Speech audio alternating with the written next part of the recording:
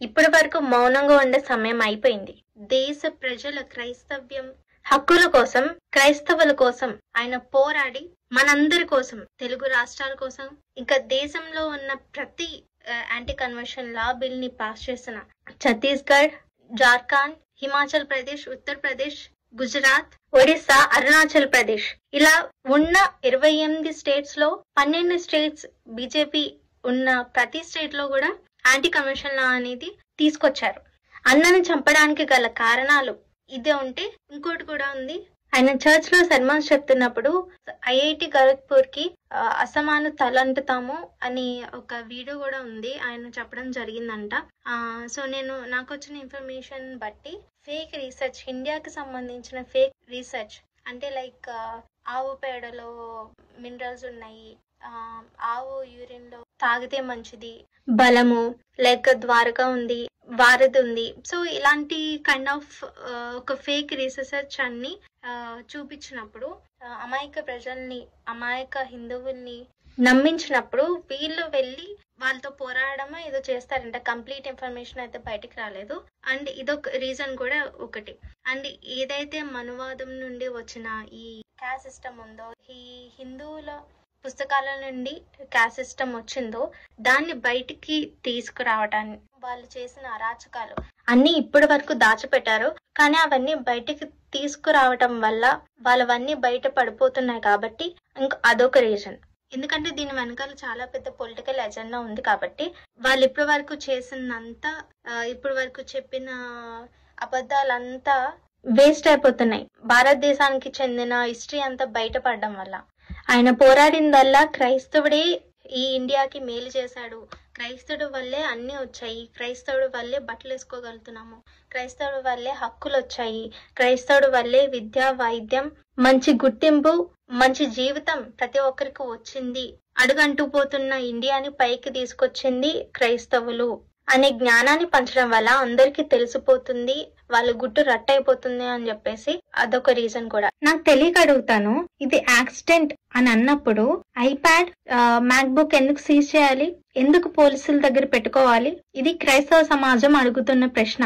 1805 నుంచి చాలా information like మనుధర్మం చేసిన అరాచకాలు గాని, అక్కడ నుండి అణచివేతకు గురవ్వబడిన దళితుల్ని ఆదరించడానికి వచ్చిన క్రైస్తవ మిషనరీస్ ఎలాగైతే పోరాడి హ్యూమన్ రైట్స్ కోసం గాని, ఫండమెంటల్ రైట్స్ కోసం గాని, దళితుల హక్కుల గురించి, అంచబడిన వారి హక్కుల గురించి ఆయన చాలా ఇంపార్టెంట్ డాక్యుమెంట్స్ అన్ని, లీగల్ పాయింట్స్ అన్ని ఆయన దగ్గరుండి రాసుకున్నారంట. అఫ్ కోర్స్ ఎవరి హియరింగ్ కి వెళ్ళినా సరే ఒక లాయర్ని పెట్టుకోకుండా వెళ్ళామనంటే ఎంత బ్యాక్గ్రౌండ్ వర్క్ చేసి ఉండాలి, ఎంతో కొంత నోట్స్ ఆయన రాసుకుంటారు. ఎందులో రాసుకుంటారు? యూజ్ చేసిన ఐప్యాడ్ లో గాని, మ్యాక్ బుక్ లో గాని. ఈ ఎవరైతే హతమార్చారో ఆ దుండగులు ప్రైవేట్ పార్ట్స్ ని ఎందుకు కాల్చారు? ఇప్పటికే వచ్చిన ఇన్ఫర్మేషన్ బట్టి ఫోన్ లాక్ తీయడానికి అనేసి, డబ్బులు కాజేయడానికి అనేసి. కానీ దీని వెనుకున్న నిజమైన రహస్యం ఏంటంటే ఈ ఐప్యాడ్, ఐఫోన్ పాస్వర్డ్ కోసం ఆయన్ని కాల్చారు. ఒక రూమర్ కూడా వచ్చింది, 1 గంటకి మెసేజ్ వెళ్ళింది ఆఫీస్ డీటెయిల్స్ గురించి అని. ఆఫీస్ డీటెయిల్స్ కాదు ఇవి అని నేను అనుకుంటున్నాను, చాలా మంది అనుకుంటున్నారు. ఆయన చిత్రహింసలు చేసి అంతలా హింసించి చంపారు. ఎందుకంటే ఈ పాస్వర్డ్, ఈ డీటెయిల్స్, దీనికి ఈ కేసుకు సంబంధించిన డీటెయిల్స్ కోసం ఆయన చిత్రహింసలు చేశారని అందరూ నమ్ముతున్నారు. ఇంకొక క్రైస్తవ సమాజానికి వచ్చిన డౌట్ ఏంటంటే ఐఫోన్ కి ఖచ్చితంగా ఫేస్ ఐడి ఉండాలి. ఐఫోన్ ఫేస్ ఐడి ప్రకారం ఫేస్ ఉన్నా సరే కళ్ళు మెయిన్ ఇంపార్టెంట్, కళ్ళతోనే అది అన్లాక్ అవుతుంది. ఆయన చనిపోయారు కాబట్టి కళ్ళతో తీయడం అసాధ్యం. ఇంకొకటి ఫింగర్ ప్రింట్ చనిపోయిన తర్వాత బ్లడ్ సర్క్యులేషన్ అవ్వదు కాబట్టి ఫింగర్ ప్రింట్ పనిచేయదు. గౌరవనీయులైన పోలీసులు ఫోన్ అన్లాక్ ఎలా చేశారు, అన్లాక్ చేసి ఎలా ఫోన్ చేశారు అంటే చాలా మంది వేస్తున్న ప్రశ్నలు ఏంటంటే ఈ దుండగులు అన్లాక్ చేసిన పాస్వర్డ్ వీళ్ళకి కూడా తెలుసా, దీని వెనకాలైనా కుట్ర ఉందా అనేసి. ఇది యాక్సిడెంటే అని అన్నప్పుడు, ఎవరు మర్డర్ చేయలేదు, ఇది హత్య కాదు అని అన్నప్పుడు ఐప్యాడ్ గానీ, మ్యాక్బుక్ గానీ ఇవన్నీ దగ్గర పెట్టుకోవాల్సిన అవసరం ఏంటి? ఫ్యామిలీ మెంబర్స్ కి ఇవ్వాలి కదా, అవి సీజ్ చేయడం ఎందుకు? ఫ్యామిలీ మెంబర్స్ కి ఇవ్వాలి కదా. దీని వెనక అందరి హస్తం ఉంది అని అందరికీ అర్థమవుతుంది, అందరూ చెప్పుకుంటున్నారు బయట. పెద్దలు ఎవరైతే పోరాడే వాళ్ళు ఉంటున్నారో వాళ్ళ గురించి తీసేసుకోండి.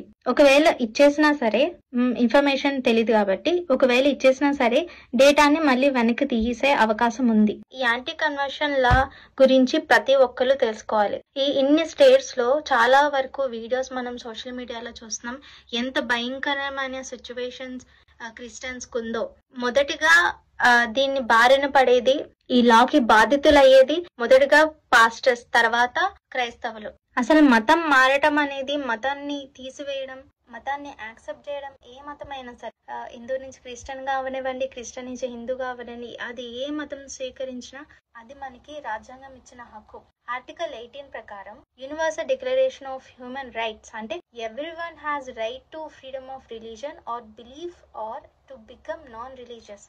అంటే మనం మతాన్ని ఏ మతమైనా స్వీకరించవచ్చు, ఆర్ అట్లీస్ట్ మనం ఎథీస్ట్ గానే ఉండొచ్చు. ఆర్టికల్ 18 ప్రకారం అది మన హక్కు, రాజ్యాంగం ఇచ్చిన హక్కు. Article 18(1) international covenant on civil and political rights ICCPR, freedom to have or to adopt a religion or belief. అది ఏ నమ్మకమైనా కానీ, ఏ రిలీజన్ అయినా కానీ మనం స్వీకరించే హక్కు ఉంది. ICCPR ప్రకారం వర్షిప్, అబ్జర్వెన్స్, ప్రాక్టీస్, టీచింగ్ మనం అబ్జర్వ్ చేయొచ్చు, వర్షిప్ చేయొచ్చు, అది ఏదైనా కానీ టీచింగ్ చేయొచ్చు. అది రాజ్యాంగం ఉన్నా సరే లేనట్టుగా వీళ్ళు దాదాపు 12 రాష్ట్రాలకి ఈ రాజ్యాంగానికి విరుద్ధంగా అంటే చట్ట విరుద్ధంగా ఈ యాంటీ కన్వర్షన్ లా బిల్ అనేది పాస్ చేశారు. అంటే ఎవరి ఉద్దేశంతో, ఎవరిని అంటే రాజ్యాంగం ఇక్కడ ఉన్నట్ట చచ్చిపోయినట్ట? అంటే ప్రజల హక్కుని కాలు రాసి బలవంతంగా ఎవరు మత మార్పిడి చేయగలరు? బలవంతంగా ఎవరి మనసును మార్చగలరు? అది ఒక మనసుకు సంబంధించింది. ఒకవేళ బలవంతంగా కత్తి పెట్టి పీక మీద మార్పించారు అని అంటే అది నిజంగా తప్పే. అది ఎవరైనా కానీ ఖచ్చితంగా కత్తి తీసాక మళ్ళీ వాళ్ళకి సంబంధించిన వాళ్ళ ఇష్ట దైవాన్ని కొలుచుకుంటారు. అది మనసుకు సంబంధించింది కాబట్టి, అది మనసులో కొలుచుకునే విధానం కాబట్టి. మనం చూసాం సోషల్ మీడియాలో ఎన్ని రకాల వీడియోస్. ఎవరైనా ఈ బిల్లు పాస్ చేసిన తర్వాత ఈ 12 రాష్ట్రాల్లో దుస్థితిని చూస్తే పాస్టర్స్ మీద రకరకాల లేనిపోని తప్పుడు కేసులు, ఎలాగైతే అజయ్ బాబు గారి మీద తప్పుడు కేసు, ఒక ఫేక్ పాస్టర్ గారిని తీసుకొచ్చి కేసు పెట్టించారో, సేమ్ అలాగే తప్పుడు కేసులు పెట్టి ఎన్నో వేల కేసులు పెట్టి లోపలేయించిన విధానం బిల్లును కనుక పాస్ చేస్తే బలవంతంగా మత మార్పులు చేస్తున్నారు అనేసి తప్పుడు కేసులు పెట్టి పాస్టర్స్ అందరినీ జైల్లోకి పంపిస్తారు, చర్చిలోకి వచ్చి దాడులు చేస్తారు. మొన్న మొహినాబాద్ లో ఇష్టానుసారంగా వచ్చి ఈ హిందువులు వచ్చి లోపలవన్నీ పగలు కొట్టేసి విశ్వాసులందరినీ చెదరగొట్టి వాళ్ళని కొట్టి చర్చిని ధ్వంసం చేశారు. ఎక్కడ పడితే అక్కడ దారుణాలు ఇప్పటికే జరుగుతున్నాయి. రోడ్డు మీద ఏదైనా క్రిస్టియన్ ర్యాలీ జరిగినప్పుడు బైబిల్స్ ని తీసి పారేసి మైక్స్ నేల మీద కొట్టి అసభ్యంగా మాట్లాడుతూ, బూతులతో అశ్లీలంగా మాట్లాడుతూ వాళ్ళని కొడుతున్నారు, తిడుతున్నారు, పేడ నీళ్లు మీద పోస్తున్నారు. ప్రార్థనా సమావేశాలు పెట్టుకోనివ్వరు. అది ఇండ్లలో అయినవ్వండి. ఉత్తర రాష్ట్రాల్లో చూస్తే గనక ఎవరైనా ప్రార్థన పెట్టుకుంటే గనక బుల్డోజర్తో ఇల్లుని నాశనం చేస్తామని బెదిరించడాలు, ఎక్కడా కూడా ప్రేయర్స్ పెట్టుకోనివ్వకుండా ఆటంకం చేయడం, చిత్ర హింసలు పెట్టడం, బలవంతంగా మత మార్పిడి చేశారు అని కేసు పెడితే గనక 3 ఏళ్లు జైలు శిక్ష, 10 నుంచి 50,000 వరకు జరిమానా వేస్తారు. ఎవరైనా గానీ మతం మారుతున్నారు అని అనుకుంటే గనక అదేదో పెద్ద జాబ్ అప్లికేషన్ లాగా MRO కానీ ఎవరికో ఒకరికి గవర్నమెంట్ కి దరఖాస్తు పెట్టుకోవాలి. అది అప్రూవ్ అయితేనే మనకు మనసుకు సంబంధించిన మతాన్ని స్వీకరించవచ్చు అన్నమాట. ఇదేం దరిద్రమైన లా అంటే మనం ఒక రోబోట్స్ మనకు మన జీవితం మీద కానీ మన మనసు మీద కానీ ఎలాంటి హక్కు లేదు. దీని వెనకాల బలమైన పొలిటికల్ ఎజెండా ఉంది. దేశాన్ని పరిపాలించాలంటే, నాయకులు అవ్వాలంటే ఒక మతాన్ని అడ్డు పెట్టుకుని ఏదో మతాన్ని ఉద్ధరిస్తున్నట్టుగా మనుషుల మధ్య చిచ్చులు పెడుతూ అధికారాన్ని అనుభవిస్తున్నారు. ఈ హిందువులకి ఆర్య బ్రాహ్మణ ఈ భావజాలం అర్థం కావట్లేదు. ఈ ఆర్యులు వేరు, హిందువులు వేరు. ఆర్యులది డివైడ్ అండ్ రూల్ పాలసీ. వాళ్ళు మనుషుల మధ్య చిచ్చులు పెడతారు, మనుషుల్ని విభజించి పాలిస్తారు. ఒక మతాన్ని గాని ఒక భావజాలాన్ని పక్కన పెట్టుకుని అది నింపుతూ లైక్ ఈ ఆర్యులు అనేవాళ్ళు నాజీ హిట్లర్ వీళ్ళెంత కిరాతకంగా ఉంటారు. ఎంత వీళ్ళ భావజాలాన్ని ప్రశ్నించినా ఏం చేసినా ఇది ఒక డిక్టేటర్షిప్. వాళ్ళు ప్రశ్నించినా, వాళ్ళ భావజాలానికి ఎదురు తిరిగినా, వాళ్ళ భావజాలం నమ్మకపోయినా సరే వాళ్ళని ఇష్టానుసారంగా జైల్లో పెట్టించడము, లేదంటే కొట్టడము, లేదంటే చంపడము. వీళ్ళు చంపడం తప్ప వీళ్ళకి అడ్డొస్తే ఎవరిని కూడా వదిలిపెట్టరు.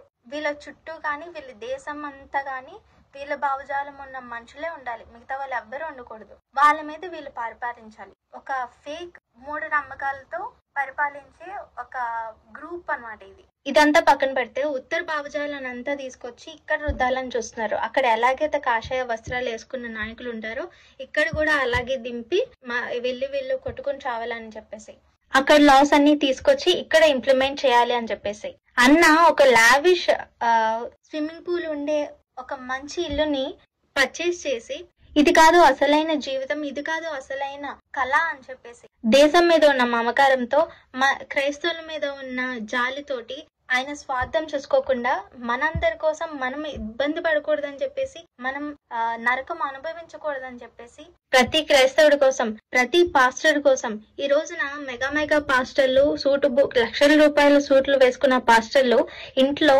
వచ్చిన డబ్బులు దశంభాగాలు గాని కానుకలు గాని లెక్క పెట్టుకోవడంలో చాలా బిజీగా ఉన్నారు.